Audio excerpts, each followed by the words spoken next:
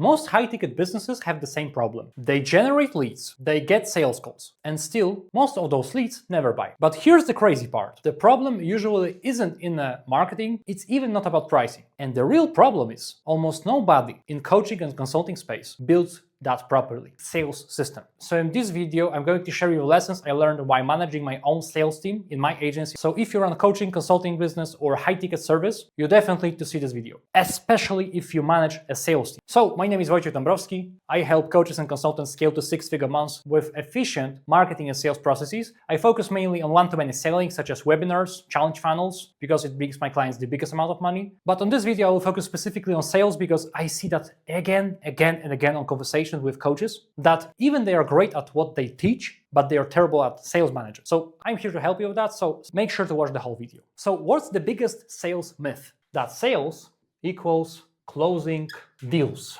And honestly, that's a false. So what's the truth? Sales equals system. And you need to look at the sales as a system. Why is that? Because if you're not doing that, you're relying on just random factors. But if you have proper track, you have proper process from the lead form to closing a deal, from the booking appointment to showing up on an appointment and all that stuff, you can predict the numbers you'll get out of your business. And the biggest myth I see, that most people think that the sales happen on the call. But in reality, the call is only a small part of the sales process. Most of the sale happens before the call and after call. Yet most info product business only focus on closer and completely ignore the system around. So what to do in practice? Before the call, you need to build trust. On the call itself, you diagnose the problem, but after the call, that's where most of the revenue actually happens, especially in B2B high-ticket sales. Because in this case, majority of leads will not buy immediately. If you ask someone for 50K upfront, most of the time it will not happen the first call. That's basically how B2B sales work. If you work with B2C, like selling products for a couple $100, yes,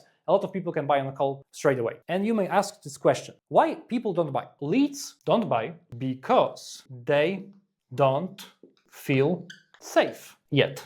That's the reality. Because most of the coaches think that when it comes to their sales team, that's only the objections like pricing, timing, or I need to think about it. People just don't feel safe yet. Think about it. If you need to pay someone 20, 30, 50K upfront on the first call to someone you barely know, I wouldn't say it's possible. Maybe aside from random situations. Because most of the people cannot make decisions that fast for such high tickets. Because what it requires is the trust. And trust takes time and exposure. And now I will tell you about consumption role, which is so underrated in sales, but it actually helps your coaching business scale much faster. Because the more time the prospect spends with you via content, spends more time with you on calls, they will have more trust to you. Obviously, I wouldn't recommend hopping on 20 calls to close someone for 10K because it doesn't make sense. But what I mean specifically about basic psychology, it's the familiarity bias. Like from psychology, that the more exposure you have to someone, you will trust them more. So in your case, when you're on coaching, consulting, high-ticket business, I would use YouTube, which is amazing. Long-form YouTube videos to allow people to spend more time with you. Webinars, podcasts, long-form content. Because through the content, people can spend more time with you and it's much more scalable. Because you record the content piece once, and you just distribute it across the platforms and it actually works. Even myself, now I'm recording the video that's going to be maybe sent before the call. I will use that in my nurturing process. So it's a one-time job I need to do and I will get outcomes multiplied by the time. That's what I recommend. And the step number 5, the real problem that most sales teams face. And that's honestly a huge one. Even myself,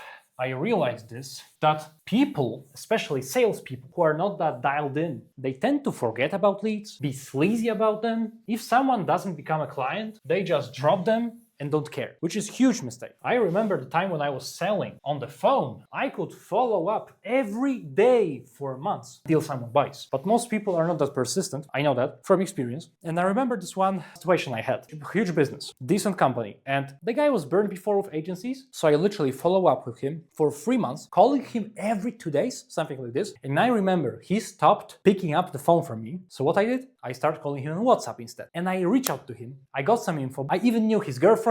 I knew that he's doing some conference in some city, etc. And at the end of the day, boom, 7K paid. Easy for me because I'm persistent, but with most people, that's not that easy. So most of the organizations, especially salespeople, think that we have a lead that comes, okay? Then we have sales call in that case, and we have no sale, and that transforms into the yeah. And that's not true. And honestly, that's what most businesses do. Lead books a call, sales call happens, your salesperson couldn't close, and then the lead disappears forever. Maybe they follow up once after a few days, even maybe twice. That's decent. And they move on to the next lead. Meanwhile, those leads are literally sitting there ready to buy later. Obviously, I'm not telling that every lead will buy, but your mindset as a sales director, as a business owner who's managing the sales team needs to be like this, that every lead is an opportunity. If your salespeople have the mindset that, no, this is the lead's problem, they are bad, they couldn't be close, that's the wrong mindset to have. Because if your sales team doesn't take the responsibility for their performance and they just blame the leads and marketing, that's not the way to scale business. So when it comes to follow-up, I will give you some tips.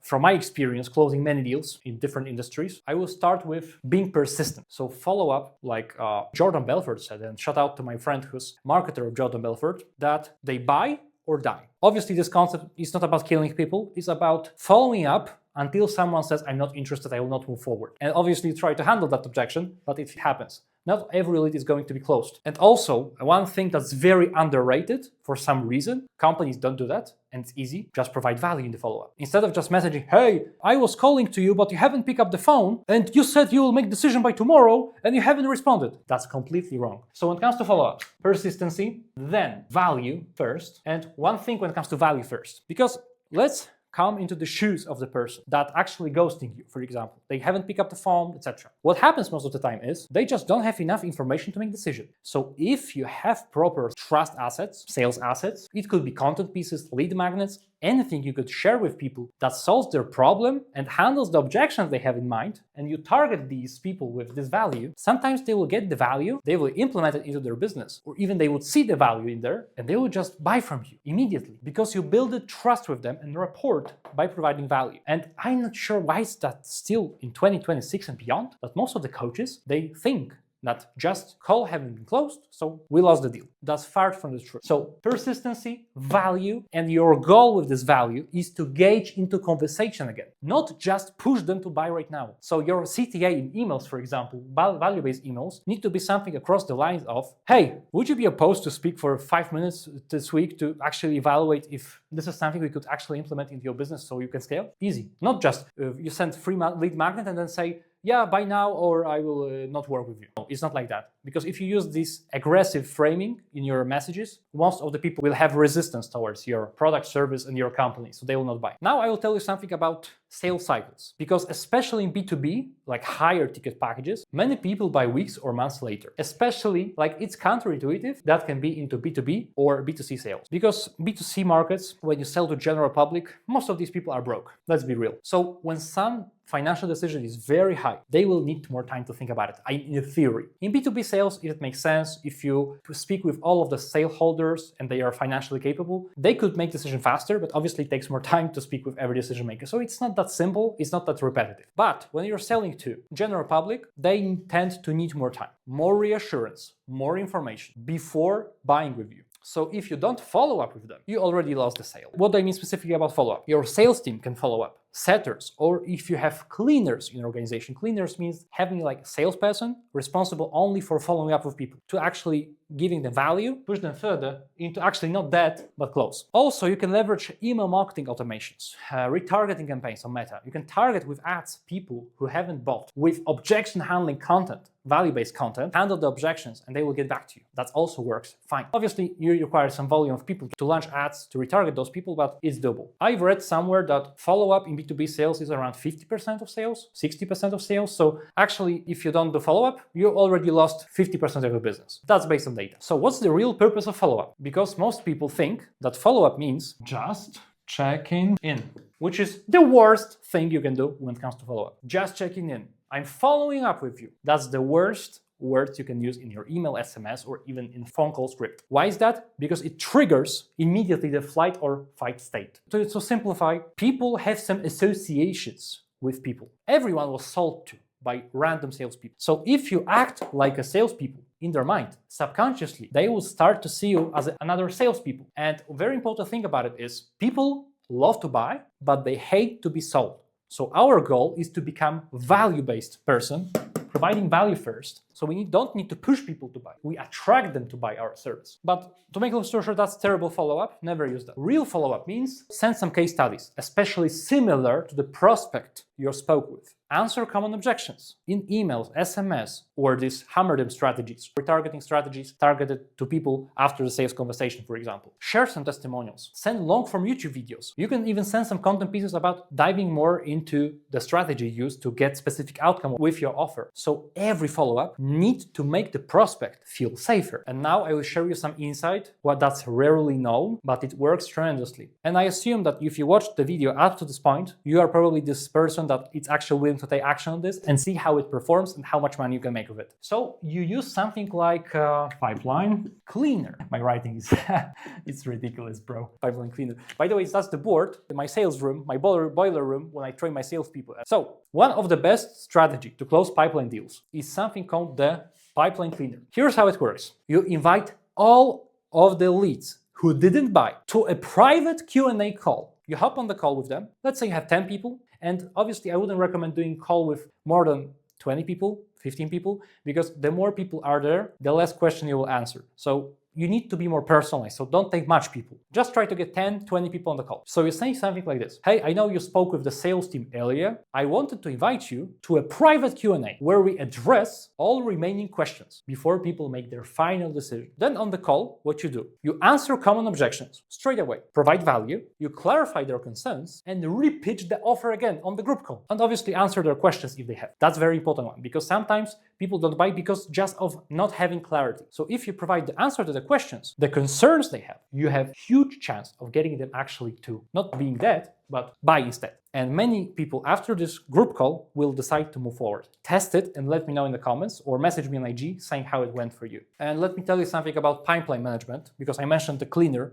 strategy, which is not very well known. I tested it, it works, because the real game in sales is managing your sales pipeline correctly. So tracking leads, following up, answering questions, building trust through the process. Because most of the businesses already have leads, but their salespeople don't work them properly. So make sure you implement some system like a CRM, like Pipedrive, Closer.io, or any other tool, and make sure you have all the process in the next steps. Like first contact attempt, no-show, canceled appointment, follow-up after the call, all that stuff. I could make a separate video about pipeline because even myself, I built the whole CRM with my team, obviously, because I'm not tech guy, but I helped my team to come up with idea how to manage our sales operations, and it actually increased our close rate and efficiency much more than before working from Google Sheets. Yes, I started with that. Now my 5 salespeople use the Pipedrive CRM. I don't have any associations with this specific business, but I recommend Pipedrive. You can test it out, the link in the description. To make a long story short, I could yap about sales management and sales marketing for hours, because I've been there and done that. But if you remember one thing from this video, one thing, remember this: sales is not only about closing on the call. Sales is about managing relationships over time. The more time people spend with you, the safer they feel, and the safer they feel, the easier the sale becomes. So leverage pre-nurturing assets, confirmation best practices. I record a separate video about it. And yeah, that's basically it. So if you run a high-ticket business in coaching, info product space, if you want to see how I could potentially help you scale to 6-figure months, book a call below, link in the description. Also, you can DM me on IG, the link in the description. And one more thing, I work on a rev share basis, so I work only with businesses that actually want to scale and put balls on the table. Because let's be real, if someone makes 20K per month and they don't have any ad spend, how can I scale them rapidly? It's difficult. So I want really ambitious entrepreneurs working with me. And I only can pick a handful of clients, because with this specific service, like building webinars, one-to-many selling systems, backend systems, managing sales teams, it requires me to do a lot of work. And ROI will bless you, obviously, if you're qualified. So if you want to see if we could create something together, book a call below with me or message me on IG. And also, if you want to watch a different video, I encourage you to see the material about webinar best practices, because I truly believe that's one of the best methods to get clients in 2026 for info product business. For many reasons, but I will not elaborate now. Just watch the video and you'll know what I mean. You will know what I mean. So thank you for watching, and see you in the next video.